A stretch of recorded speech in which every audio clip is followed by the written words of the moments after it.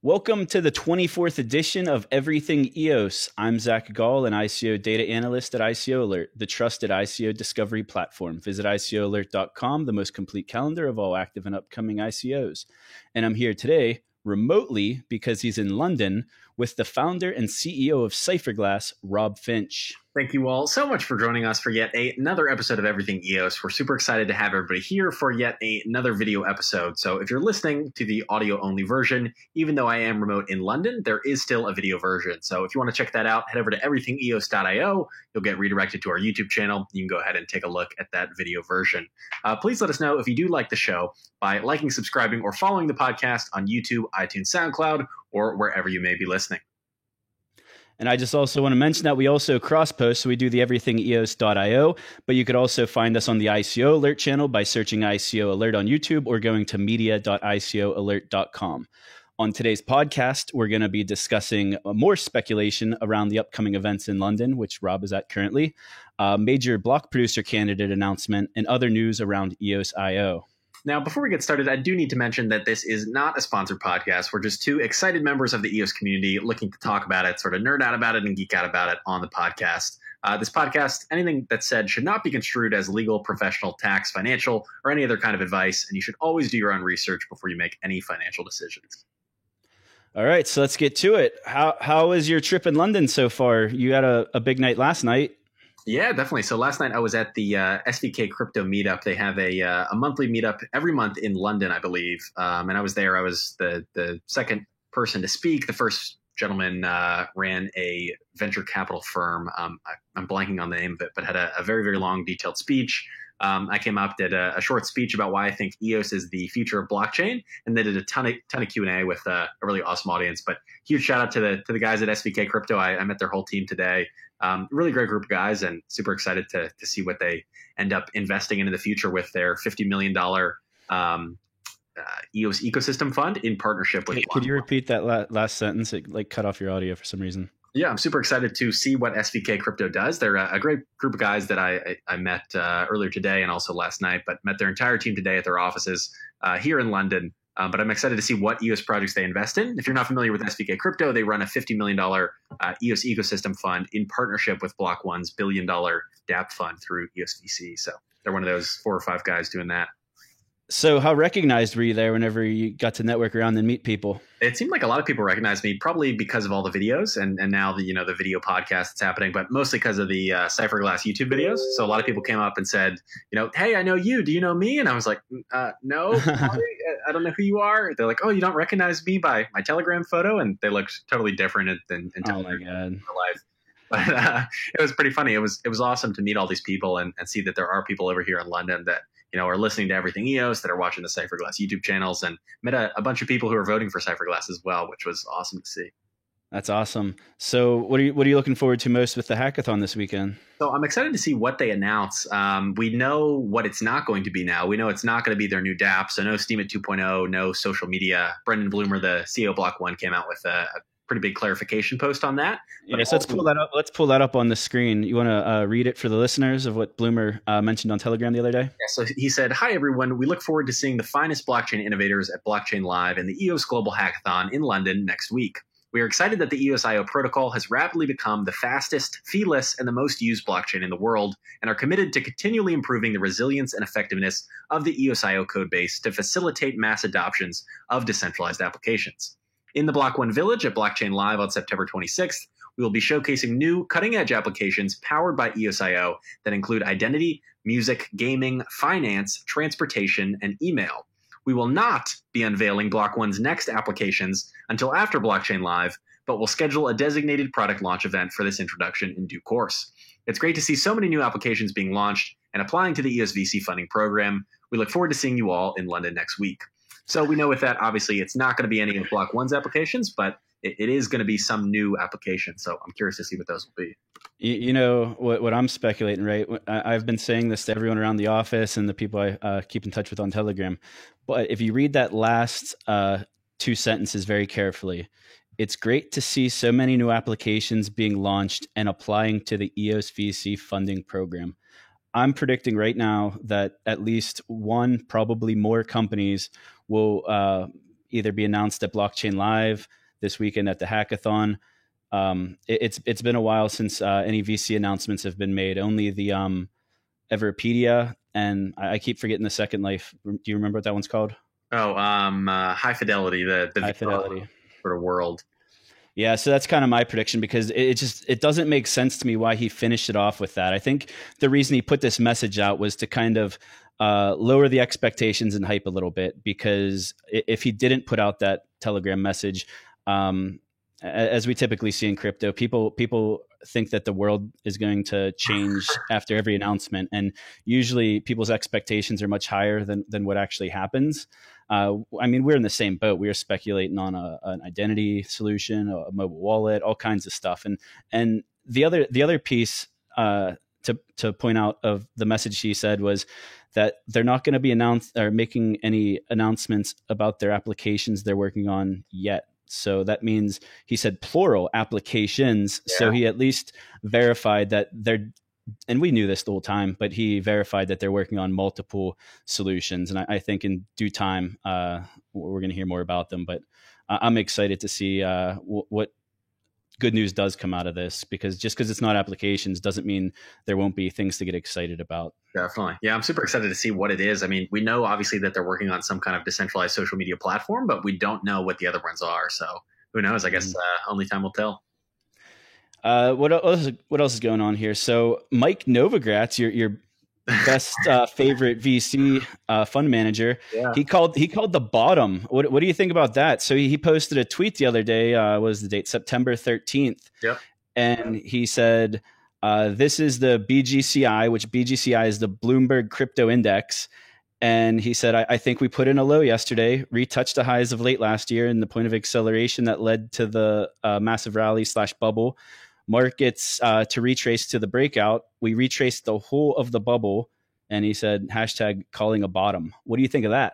Yeah, I think it's pretty interesting. I mean, I've seen a lot of people try to do this from, 3 months ago to 6 months ago to even today or last week. So who knows if he'll actually be right? But what better person to make a prediction than Novogratz himself? He's sort of the ultimate EOS bull. Other than maybe me, I don't know. I might be more bullish on EOS than Novogratz is, but Mike Nova bull, Rob the bull, we're all bulls. But the thing with calling a bottom, like, it's the free market is going to do what the free market wants. Nobody can predict the bottom, but if you call it the bottom enough times, you're going to be right at least once. Right.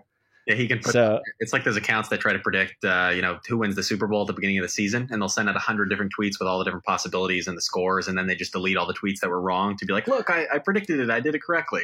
So I can't stand that on crypto Twitter. I've seen that before. Yeah. People have been calling bottom for months now. I'm sure Mike Novogratz isn't trying to do that, but it'll be interesting to see if he's right. We did have a little bit of I wouldn't call it a rally necessarily, but a little bit of a bump here over the last day or two. And of all things, Ripple led the way.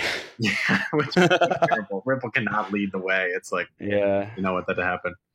But there's positive things coming. I don't know if we're going to see the rally everyone expects this year, but Bact's coming out in November. So I'm still super bullish on that. The ETF decision, it's probably going to get delayed again, but that's coming up for the VanEck Solid X ETF. That's coming up at the end of this month. So if that got approved somehow, then the bull run is on. But I'm expecting another delay and possibly a decision in like February. Well, if anybody's listening and you're wondering more about the ETF and want to hear it from the actual people at VanEck themselves, Anthony Popoliano, otherwise known as Pomp on Twitter, did a really awesome podcast. It's called Off the Chain, where he actually interviews one of the guys from VanEck, talks about why they're doing an ETF, why their ETF got declined 2 times in the past, what they changed to sort of appease the regulators and hope that it gets through this time. So if you guys are interested in that, take a look. It's Off the Chain with Anthony Popoliano. Have you listened to that, Gall? I have not, but it's definitely getting added to my playlist for this weekend. Yeah, it's pretty interesting. I mean, he talks all about, what the problems that the regulators had with the ETF the first 2 times and how they sort of moved the goalposts. So the first time was, there's not enough liquidity. The second time was, some other thing that was then resolved. And now the third time, we'll see what it is. But they seem to be continually moving the goalposts, which I think is interesting and seems very, very typical of something the SEC would do, especially when it comes to a crypto ETF. Mm-hmm. So the EOS 1.3.0 was released. It seems like every week we're talking about a new EOS release coming out. You want to talk about this one a little bit? Yeah, so Block One actually does do weekly EOS releases. Usually it's smaller releases like 1.2.5, 1.2.6, things like that. But this was a sort of, I would call it a medium release. Obviously 2.0 would be a major release, but 1.3 is sort of a medium-sized release. The biggest thing is that the WASM engine, WASM, which is basically what processes transactions using your CPU power that your tokens have on the EOS network. That was actually replaced with a new engine called Wabbit, which I think is kind of an interesting Silly Wabbit. Yeah, silly Wabbit. Tricks are for kids. But WABT instead of WASM. The main difference here is that it processes transactions twice as fast. So, EOS was very fast before processing transaction. Now it's twice as fast. So if you had 10 EOS staked, the amount of transactions you could send with those 10 EOS a week ago, you can now, it's effectively you can send as if you had 20 EOS staked, even though you still have 10. So your CPU power and your tokens basically just doubled, which is pretty amazing. That's nice because I know I have a couple different EOS accounts, and like one of the ones with not a whole lot in it, like I think 10 EOS maybe, I actually ran out of like I was playing too much Space Invaders on EOS Authority, and I couldn't make any more moves. That's terrible. Yeah. So I guess speaking of games, EOS Bet and DEOS Games, the hack last week. Yeah. I thought that was I thought it was funny because EOS Bet put out a tweet last week, and it said DEOS Games, a clone and competitor of our dice game, has suffered a severe hack today that drained their bankroll. As of now, every single dice game and clone site has been hacked. We have the biggest bankroll, the best developers, and a superior UI. Play on EOS Bet. And then a few days later, they were hacked for 44,000 EOS. Yeah, it doesn't hurt them at all. It's important to note that these guys. Yeah, we got to explain how this happened and how it wasn't an EOS issue. It was a smart contract issue. You want to kind of dive into that a little bit? Well, even from their perspective, I mean, they lost about $220,000, but these guys are churning out 70 grand in profit a day, which is about 25 million a year. So they had plenty of bankroll to cover this and make sure no users were actually affected. They just sort of drained their bankroll. I'm not actually sure what the specific vulnerability was that allowed them to constantly win, but it involved the jackpot. So somebody was consistently rolling under 5 and betting some specific amount of EOS and basically winning 1,000 EOS every time they did it. So they just continued to do that until somebody found the bug and stopped it and paused the contract. From the way I understood it was that they were able to make bets without actually betting EOS. So if they lost nothing. But if they won real EOS. Oh, wait. Was this the same with the Nudex issue that happened where they basically the people made their own custom token on the EOS network? But I think this one was different. This one, I'm not 100% sure. This one, I'm pretty sure it had something to do with an OR statement in the code. And a lot of different projects, the reason they all got hacked was because they all used the same smart contract template for this specific piece of code. And it had a vulnerability in it that passed all of the auditing. Oh, wow. And I don't know this technical specifics of the issue, but that was what I gathered was that it was all basically the same piece of code that a lot of these applications were using. And I'm not sure like the logic of what it was doing or whatever. Yeah, what happened with Nudex was people basically made a custom token. So anybody can make a token on the EOS blockchain. You can call it whatever you want, but they all have unique contract addresses. But instead of the actual Nudex decentralized exchange contract checking to make sure it was the specific contract address associated with the real EOS tokens, instead it was just sort of looking at the name EOS, I believe. So they printed 1 billion of these fake EOS tokens and just went and bought all kinds of tokens on the exchange, basically for free, because they just printed the tokens to do it. So bought a bunch of IQ, Karma, I think Horus, stuff like that. But Nudex refunded all their users. I think it was about 60 grand that they lost. So not too bad there. And it was a bug that was fixed, and now something that I'm sure every developer will check in their contracts from now on to make sure that they're looking for the specific EOS contract code. It's funny. I was just reading through the Reddit post that announced the EOS bet hack, and they're following the account, which was AABBCCDDEEFG. And they said right after the hack that they didn't immediately transfer the funds. They ended up playing Space Invaders with it. Not even kidding. They're probably doing that to add a huge amount of transactions to Block Explorer so that it's much harder to actually track the funds. If I had to guess, I would say they're just trying to fill up that page that you see on something like EOS Flare or Blocks.io. All right, let's stop talking about the bad news. Let's get into some of the good news again. So the BancorX announcement, you want to talk about that? Yeah, so Bancor, for those that don't know, is it's really interesting platform for providing liquidity. It's basically an exchange, but it uses what are called smart tokens, and it's live on Ethereum right now. And essentially, a smart token allows you to buy and sell a token without somebody actually buying or selling it from you, depending on which one you're doing.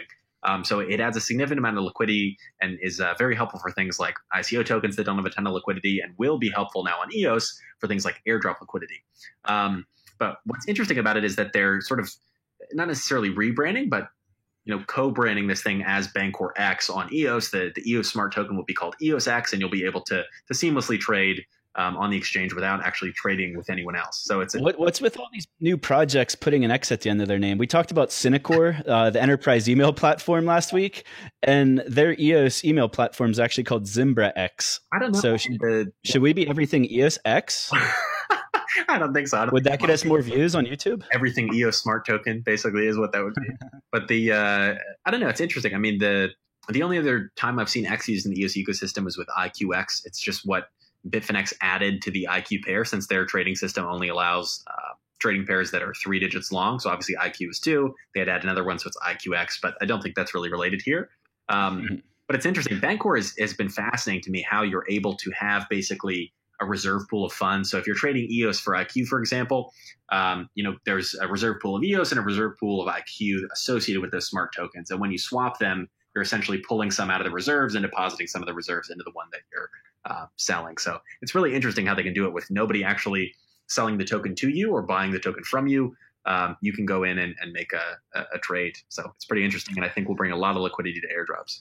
And the other interesting thing is it's going to allow cross-chain trading, actually. You'll be able to trade ERC20 tokens for like an EOS airdrop token, for example. Oh, really?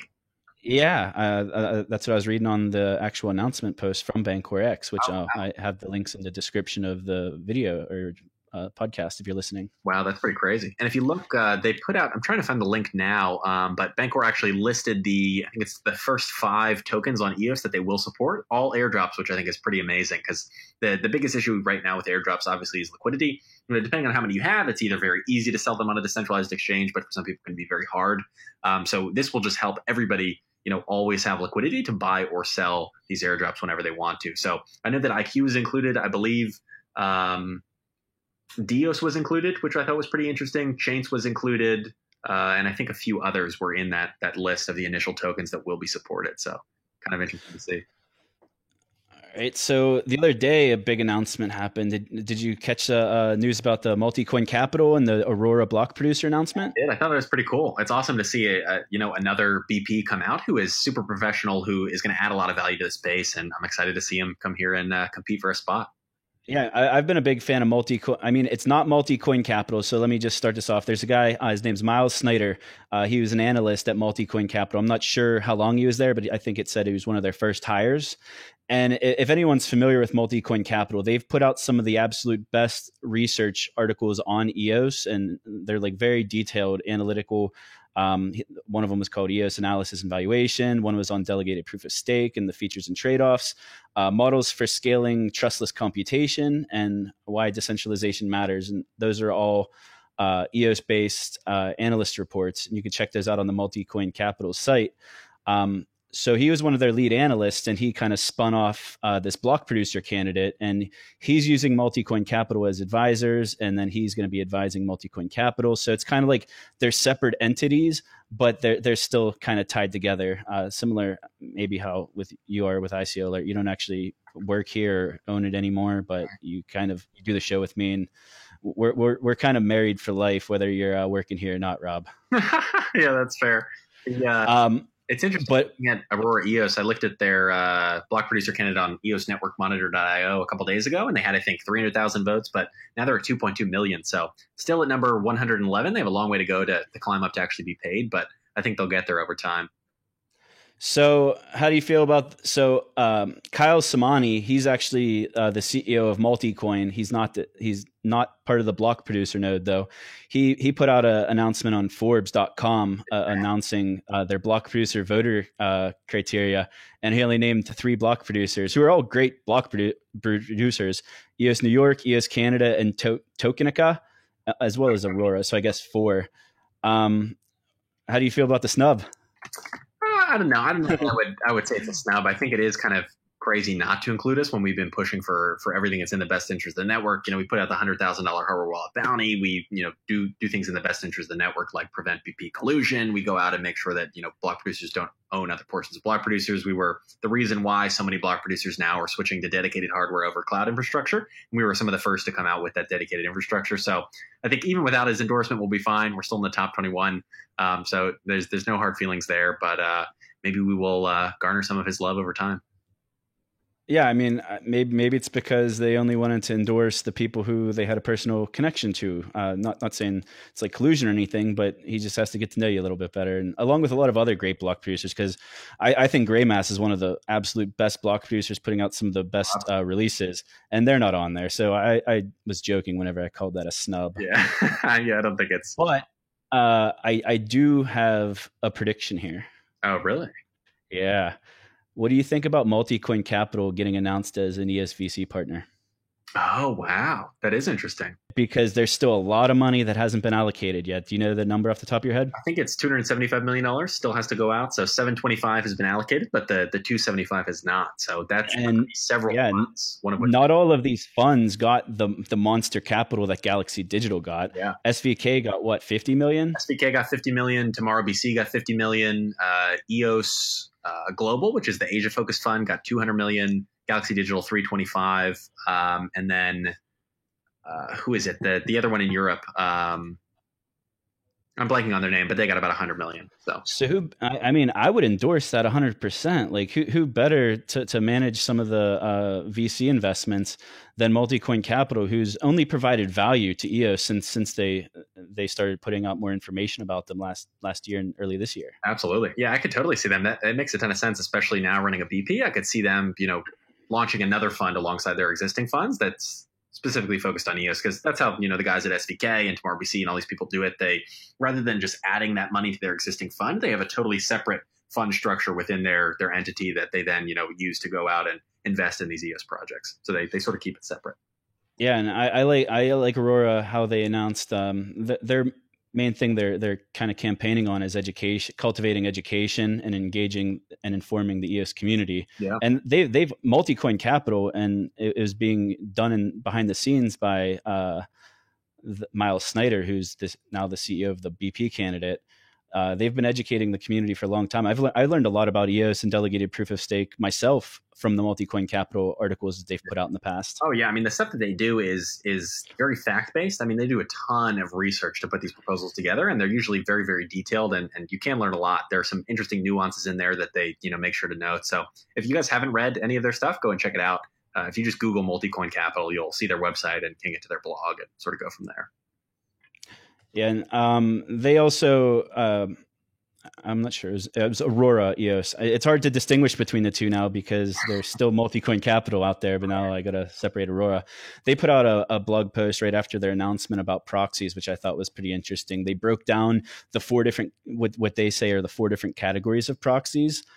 They broke them down into altruistic or ideological proxies, block producer proxies, enterprise dApp and investor proxies, and exchange proxies.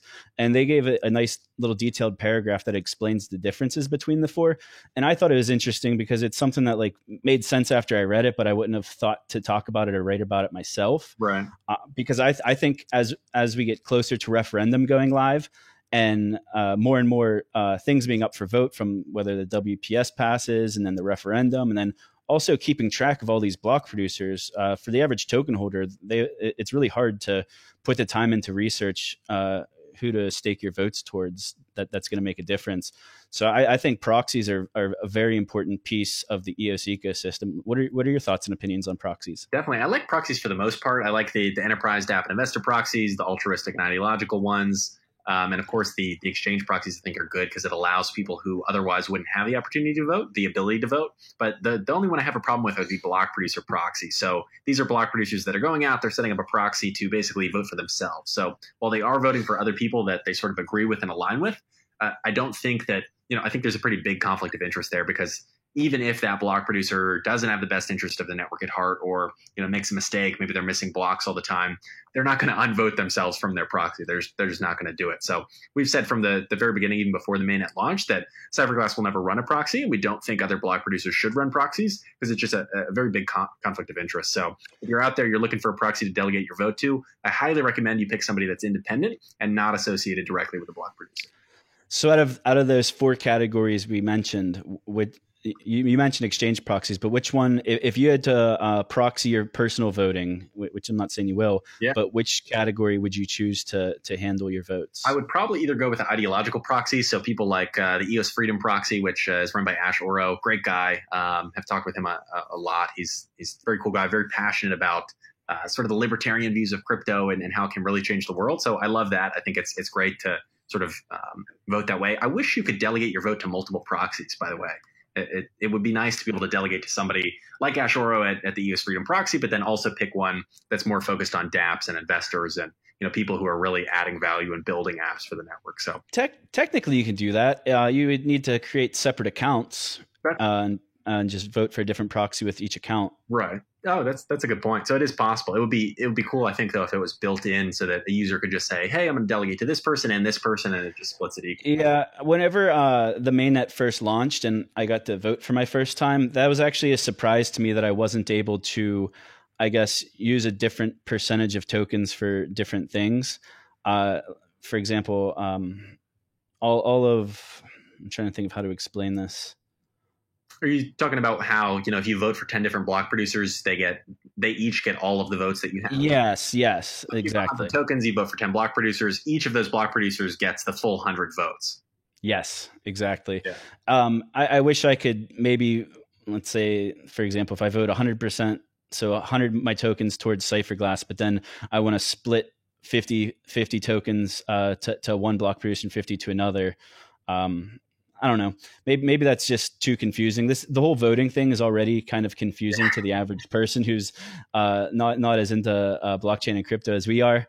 So I think it was mostly just done for simplification, if I had to guess. Yeah, I think they need like and this should be later down the line. There are more important problems than these, but I think like 100% user section where you can check an option in gray mass or something like that, and then now you can proxy to multiple people. Obviously, that has to be implemented on the chain first, but I could definitely see that being added later down the line once the more critical things are in place.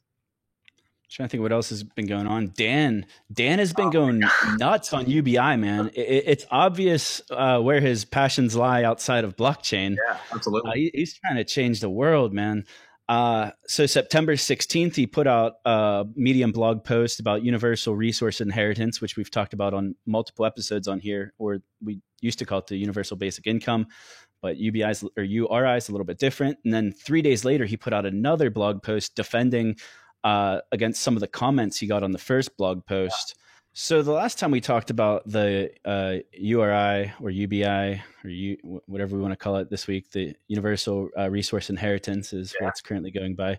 You're somewhat against it. Has your opinion changed at all now that Dan's put out more explanation on how it would occur? I think on a scale of how against it I am, I've probably gone from like 100% against it to maybe 80 or 90% against it. So I'm definitely still against it, but I'm open to sort of hearing more about what he has to say, seeing more of his defense of these arguments and these comments that are putting out. The main problem I have with it is I'm just not a fan of giving people free money for doing nothing, just for existing. Hey, you're alive, have some money, have this universal resource inheritance without adding any value back into the network. I think maybe if there were some kind of, requirements to get it, you have to add value, you have to work on something. I don't know, but I have just sort of a problem with giving people money for free. So I think one of the misunderstandings, and I like how they got away from the term universal basic income, because this isn't going to be like a welfare system. It's not going to be able to, at this point in the network, even if it was implemented. And like, I'll stick by what I said a few weeks ago, is I don't see this happening really soon necessarily. But if this were ever to be implemented, whatever your inheritance would be very, very small until like years from now when the market cap is in the trillions, or if your bet's correct by the end of this year. But I'm not going to bet on that. But he made some really good points in the blog, though. I mean, it's interesting what he's talking about here.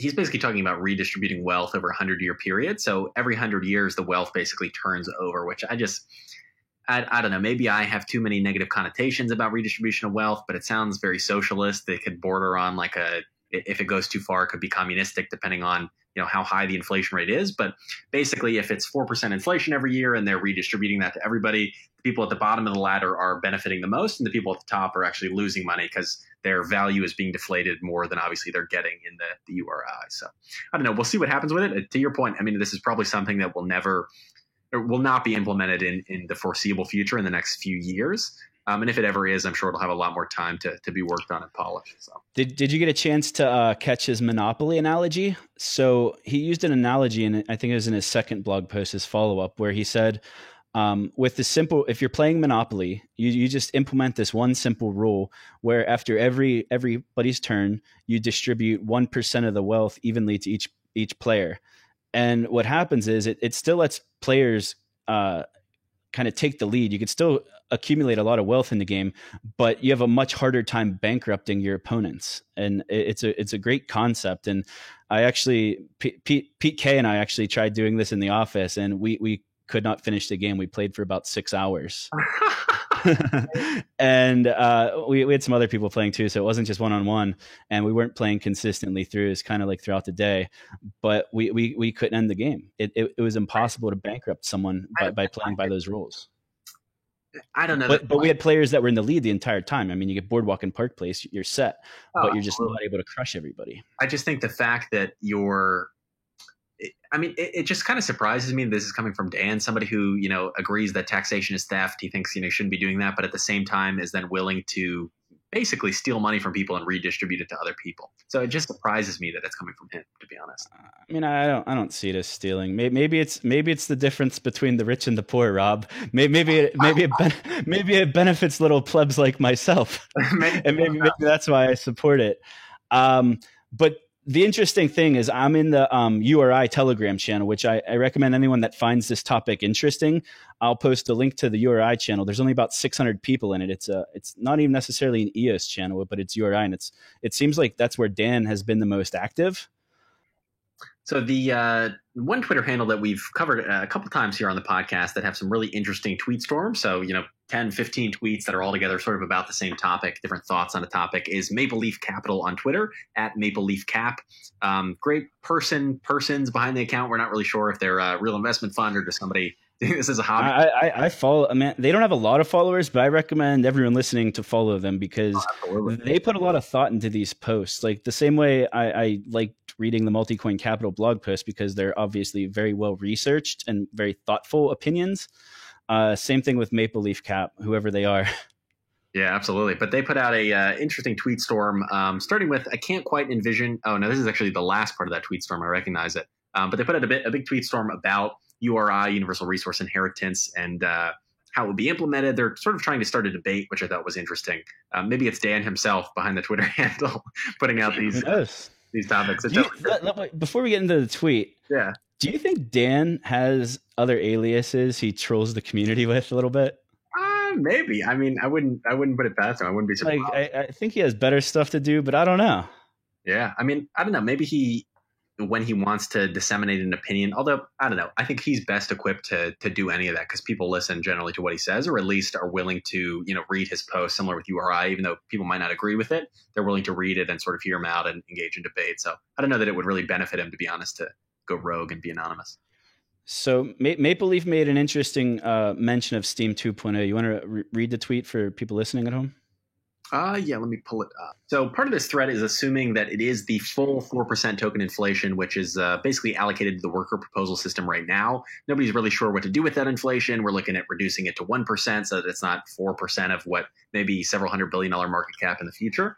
But he gives a pretty interesting example. So a simple scenario, let's say EOS is 100 tokens that split equally between 2 accounts. It'd be very simple. You basically slice the pie, and 50 tokens per user becomes 52. So each of them get an extra 2 tokens, 4% inflation. So they're both equal. But if you had 100 tokens also split between 2 users, but one is 99 tokens and the other is 1.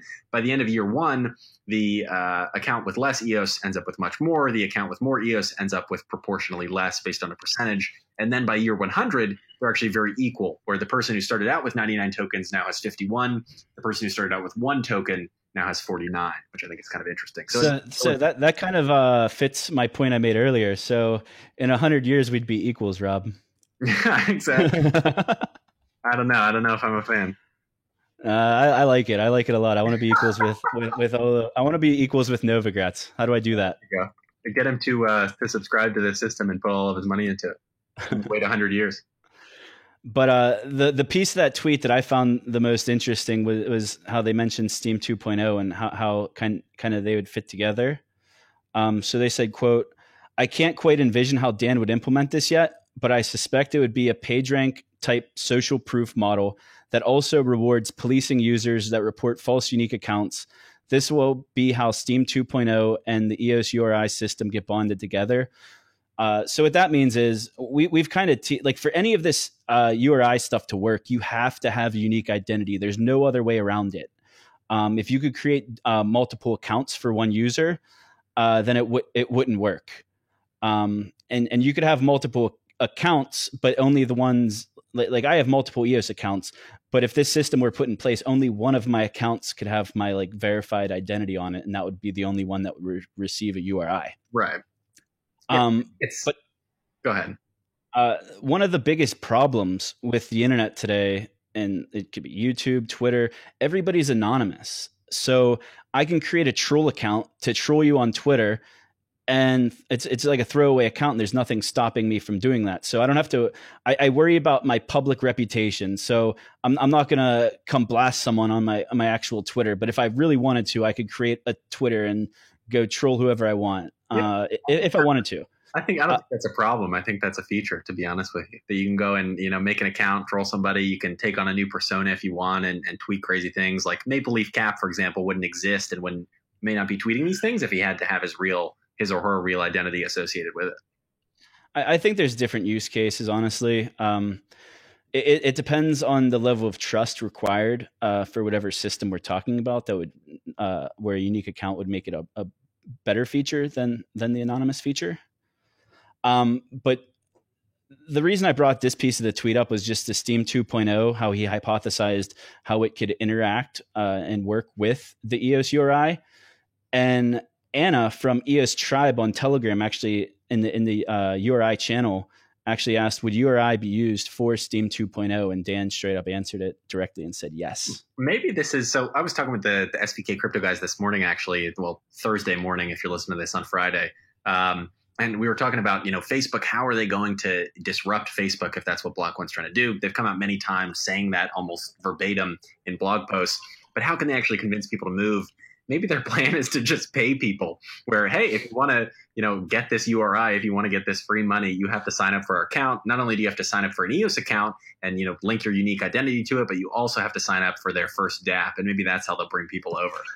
I didn't research this myself. I read it on Telegram or Reddit or something, so I don't know if it's true, but someone said that that's how PayPal onboarded their original users, where if you signed up for a PayPal account like in the early 2000s, late 90s, I don't know when it was, but there was a $10 credit available on your account. I think it even still exists today if you refer somebody. So if you're already in PayPal, you have a PayPal account and you refer somebody to PayPal, I think you both get $10. So it's very similar to virtually any other service. Like, Uber, you refer somebody, you both get a $20 riding credit. The big difference with PayPal was that it was real money that you could actually go and spend somewhere versus locking people into your service like on Uber or something else that rewards you for referring somebody. So I think we've seen, the referral program with EOS Bet is one of the big reasons I think why they've gotten so much popularity, because not only is it a way for somebody who's referring someone else to make a bunch of money, but it also gives the person who uses that referral link some real value. And in this case with EOS Bet, they get 0.5% less house edge. So they're slightly more likely to win. So I could definitely see some kind of referral program being linked into this. Maybe to get URI, you have to refer somebody else or refer more people. Who knows? But it's going to be interesting to see what happens with all this. And if there were a URI and if it was not exactly 4%, like if the PayPal incentive is like $5 to $10, if we're talking about the current market cap of EOS and distributing it with whatever percent they decide on, it probably wouldn't be that much money per account. I don't know the exact math, but you wouldn't be getting rich off of this by any means. And I mean, even if EOS is at a $1 trillion market cap, I don't think anybody would necessarily be rich. It may be to the point where, you're getting a couple $1,000s a year off of it. But you're certainly not going to, become a millionaire just sitting back collecting your URI. So it'll be interesting. But if you tell somebody, hey, sign up for this new Facebook, you're going to get $4,000 a year just for sitting there, you're going to have 1 billion people knocking at your doorstep ready to do it. Yeah, I don't expect it to be $4,000 at all, but eventually maybe it will be. Who knows? Yeah.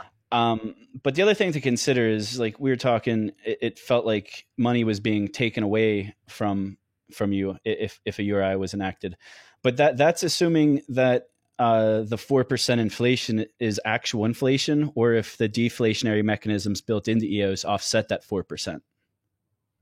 Right. I mean, right now the RAM trading fees are something like, I think it's technically, it's a 1% RAM trading fee, but it's doing, because there's more RAM actually being traded than rewards being paid to block producers. I think it's like 1.2%. So EOS is negative 0.2% inflation. Don't quote me on that. That might be a little off, but there are actually less than 1 billion EOS tokens that exist now. If you don't count the worker proposal fund and things like that can't be accessed yet and likely will never be accessed, it'll just be burned and then we'll start over fresh with 1%.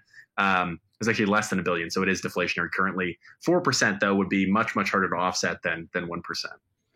But that's not taking into account the REX or the resource exchange. That's probably going to be one of the most useful tools on EOS, is to be able to lease or rent out your computation. Wow. That's an interesting point. Imagine if that's going to be such a used tool. Like RAM trading right now is mostly just speculators because there's not a whole lot of dApps out that are actually in need of it. But as the ecosystem grows, we're going to have more and more dApps that have to basically, they might have so many tokens staked, but then anytime they're coming close to their computation limit and on their smart contract, it's going to have to automatically tap into the REX and lease extra CPU. Well, and there's going to be a 1% fee at least associated with that, I would assume. I would assume there has to be a fee there with sort of leasing and unleasing, so to speak, your actual REX tokens. But imagine that, part of an interesting thought. Imagine if the total inflation rate is something like 5%. Honestly, I think it will be much, much less, like total 2%, including the 1% for block producers. But even if it is 5%, let's imagine you can make a modest 5% return on staking your EOS and leasing it out to dApp developers in the long term. You can make 5% a year and inflation is 5%. You can virtually offset inflation personally for yourself if you choose to lease out your token power, which is a really interesting concept. So those that are sort of leasing back into the network, continuing to stake their tokens, maybe continuing to vote for block producers, are the ones that won't really be affected by inflation.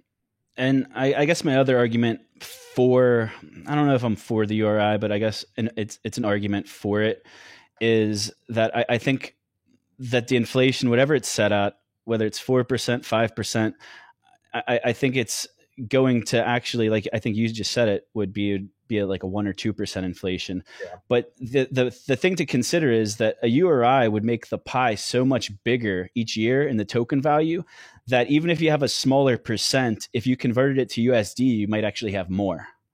So would you rather have 5% of $100 pie or 2% of $1,000 pie? I mean, 2% of 1,000, of course. Exactly. Yeah. So that's essentially what would happen over a long period of time if a URI was in place, and it would grow to like a global scale and actually hit critical mass. Yeah, Warren would be happy to hear you say that. Compound interest. That's the magic bean. Mm-hmm. So I know you got a lot to do tonight. You're it's like late there. It's probably your bedtime. Yeah, it's after 9 o'clock here in London. We're 5 hours ahead. So that's been the biggest thing, honestly, adjusting to London. The people have been great. SVK Crypto, the whole community has been great and so welcoming, and meeting everybody here. The part of the EOS community, the crypto community in general, has just been ecstatic, but everything else has been pretty rough. The jet lag, my girlfriend came with me. She's been sick the whole time. I've been sick as well. I had headaches and things like that. So it's been kind of a rough trip otherwise, but I've been happy that SVK Crypto has made it very welcoming. All right. So a lot of people that made the trip out to London with you probably are going to be watching this tomorrow whenever I publish it on Friday night. Which people are you looking forward to meeting, and who do you want to come up to you and say hello? Really anybody in the community. So if you're out there, reach out to me on Twitter @FinchFi, say, hey, where are you? And come find me. Who are you looking most forward to meeting in person that you've never met before? I would love to meet Dan, whether it's now or in November. Would love to meet Dan. That brings up another point. I will, and also, Rob, you'll be in San Francisco also for the November Global Hackathon, November 10th and 11th, just to confirm with everyone. Yeah, planning on it. All right. Yeah. And also, if you're a fan of some of the other podcasts we do here at ICO Alert, Bitkenstein, Peter K., he bought his hackathon ticket with me. So he'll be my roommate in San Francisco. So I'm looking forward to meeting more people from the community out there in November. Perfect. So what else do you want to cover before we sign off here? I think that's pretty much it. The only other thing I would say is that if you're curious what's happening, there's obviously a lot of events happening. We have the hackathon this weekend. We have Blockchain Live next week. If you want to know what's happening, you want to know our thoughts on it, follow us both on Twitter. I am at Finchify, Finchify. And I am at Blockchain Zack with a K. That's also my handle on Telegram if you ever want to reach out directly, or Twitter is good too. Awesome. And I think that's it. It's another episode of Everything EOS. All right. I guess that's it for this week. Once again, I'm Zack Gall. Rob Finch. And this is Everything EOS.